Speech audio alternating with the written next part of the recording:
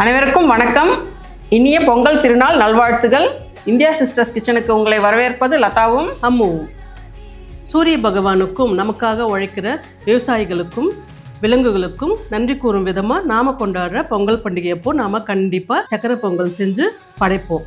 அந்த சக்கரை பொங்கலை பாரம்பரிய முறைப்படி சுலபமாக எப்படி செய்யுதுன்னு பார்க்கலாம் வாங்க. அதுக்கு முன்னாடி இந்தியா சிஸ்டர்ஸ் கிச்சன் சேனலை சப்ஸ்கிரைப் பண்ணி வச்சுக்கோங்க. பக்கத்தில் இருக்கிற பெல் ஐக்கானை ப்ரெஸ் பண்ணி வச்சுக்கோங்க. அப்போ தான் நாங்கள் போடுற வீடியோஸ் உங்களால் உடனே பார்க்க முடியும். இப்போ வாங்க செய்ய ஆரம்பிக்கலாம்.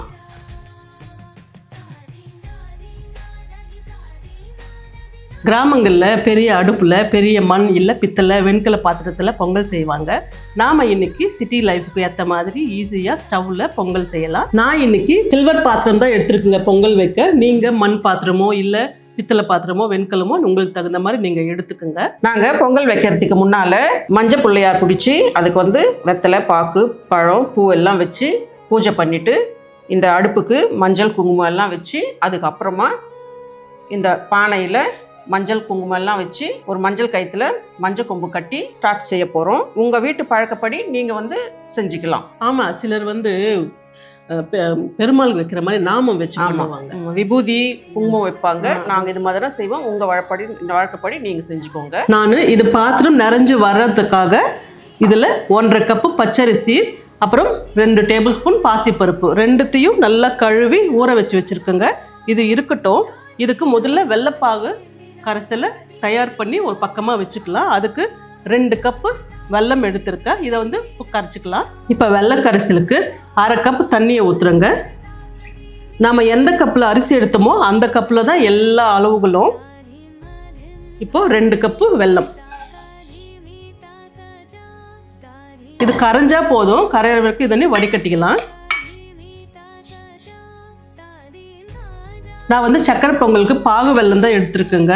நீங்களும் பாகு வெல்லம் எடுத்து பாருங்கள். நல்ல டேஸ்ட் நல்லா இருக்கும். நம்ம நார்மலாக இப்போ வடிகட்டாமல் அப்படியே போகிறதுக்காக இந்த பொடி வெல்லம் எடுத்துப்பாங்க. அது அவ்வளோவா டேஸ்ட் இல்லை. அதனால நான் பாகு வெல்லம் எடுத்துருக்கேன். முடிஞ்சால் நீங்களும் பாகு வெல்லத்தில் பண்ணி பாருங்கள். வெல்லம் இப்போது கட்டி இல்லாமல் நல்லா கரைஞ்சிடுச்சுங்க. இதை வடிகட்டி வச்சுக்கலாம்.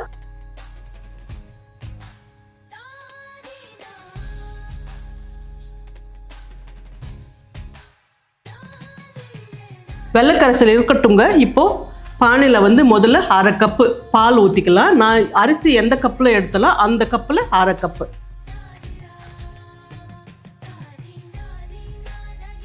அதே கப்பில் 7 தண்ணி எடுத்துருக்கேன்.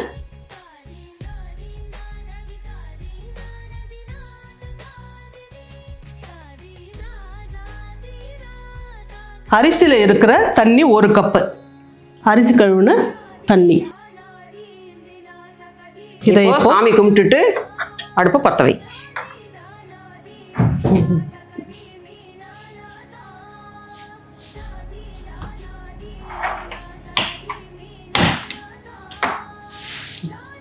புடி.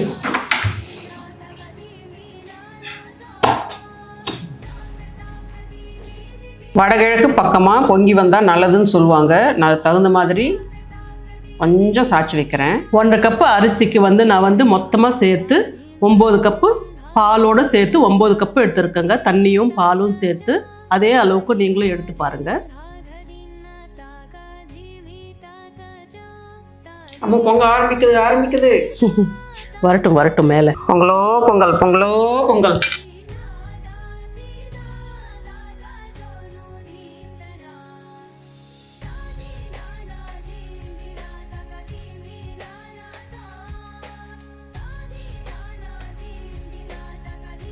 அரிசியும் பருப்பும் போட்டாச்சுங்க. இது ஒரு கொதி வரட்டும். கொதி வந்ததுமே மீடியம் ஃப்ளேமில் வச்சு அடிக்கடி கலந்து விடுங்க. இல்லைன்னா அடி பிடிச்சிடும் கீழே.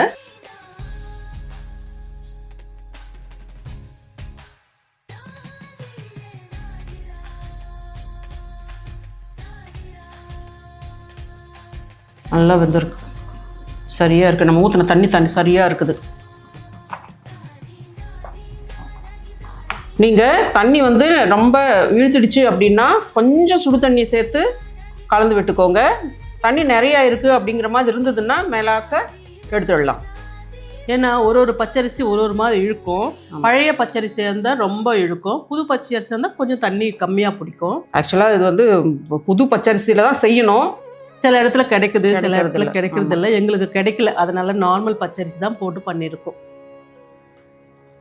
சரி, இப்போ இதில் வெள்ளைக்கரசில் சேர்த்துடலாமா?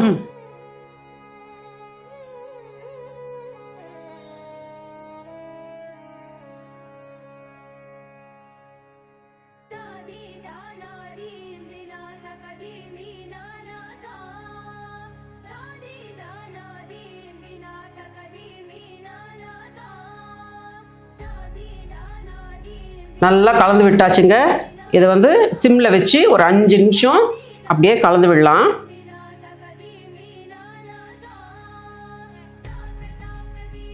இப்போ 5 நிமிஷம் ஆயிடுச்சுங்க. இதில் முதல்ல அரிசி எந்த கப்பில் எடுத்தனோ அந்த கப்பில் 1/2 கப்பு நெய் எடுத்துருக்கேன். இதில் பாதி ஊற்றிக்கலாம்.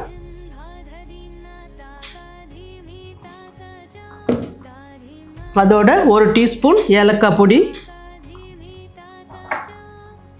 1 சிட்டிகை உப்பு, ஒரே ஒரு சின்ன பச்சைக்கற்பூரம். இதை போடுங்க, நல்லா டேஸ்ட்டாகவும் இருக்கும், வாசனை நல்லா இருக்கும். நம்மளுக்கு கோயிலில் வந்து இதை போடுறதால தான் அந்த நல்ல வாசனையோடு நல்லா இருக்கிறது. இது ஒரே ஒரு சின்ன பிஞ்சு இதை போட்டு நல்லா கலந்து இறக்கிடலாம்.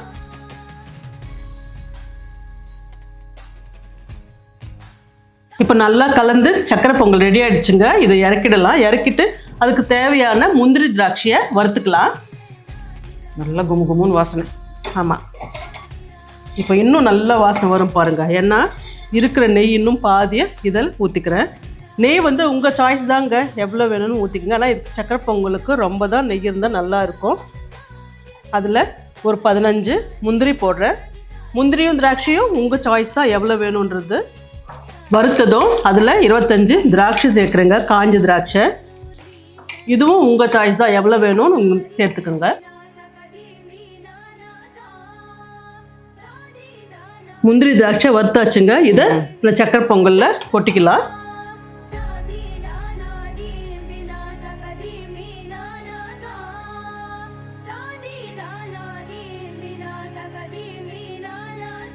பாருங்க எவ்வளோ ஈஸியாக சக்கரை பொங்கல் செஞ்சிட்டோம்னு. நீங்களும் இதே மாதிரி செஞ்சு சாமிக்கு படைச்சு சாப்பிட்டு சந்தோஷமாக பொங்கல் பண்டிகையை கொண்டாடுங்க. இந்த வீடியோ உங்களுக்கு பிடிச்சிருந்ததுன்னா லைக் பண்ணுங்கள், ஷேர் பண்ணுங்கள், கமெண்ட் பண்ணுங்கள். இதே மாதிரி இன்னொரு ரெசிபியோட அடுத்த வீடியோவில் பார்க்கலாம். நன்றி, வணக்கம்.